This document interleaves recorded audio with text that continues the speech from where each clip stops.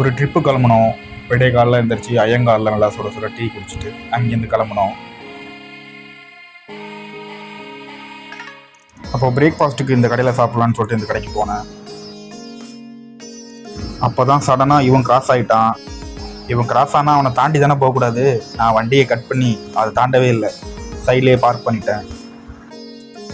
இந்த ஹோட்டல் இப்போ தான் புதுசாக போட்டிருக்காங்க. நல்ல லொக்கேஷனு, நல்ல காத்தோட்டம், சுற்றிலும் அக்ரிகல்ச்சர் லேண்டு, நல்ல சுத்தமான டாய்லெட்டு, நல்ல பார்க்கிங் ஃபெசிலிட்டி எல்லாமே இருந்தது.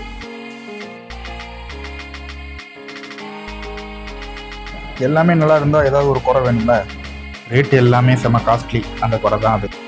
நாங்கள் 3 வெரைட்டி தோசை மட்டும் ஆர்டர் பண்ணி சாப்பிட்டோம். எல்லாமே நல்லா இருந்தது. இது ஒன்று மட்டுமே 3 ஜானுக்கு இருந்தது. எல்லாமே 2 பேர் சாப்பிட்ற மாதிரி இருந்தது. நல்ல டேஸ்ட்டாகவும் இருந்தது. ரேட்டு மட்டும்தான் எங்களுக்கு பிடிக்கல. இதுலேருந்து நான் சொல்ல வர தத்துவம் என்னன்னா, இந்த உலகத்தில் எல்லா விஷயத்துலேயும் எல்லா மனுஷங்கள்ட்டையும் குறை இருக்கும். குறைகளை மட்டும் பார்த்துட்டு இருந்தால் நிறைகள் தெரியவே தெரியாது. ஸோ 10 நல்ல விஷயங்கள், ஒரு கெட்ட விஷயங்கள் இருந்துச்சுன்னா அந்த ஒரு கெட்ட விஷயங்களுக்காண்டி அதை ஒதுக்கிறாரு. ஒரு மனுஷன் அவன்கிட்ட குறையே இல்லைன்னு சொன்னால் அது ஒரு பச்சை பொய்.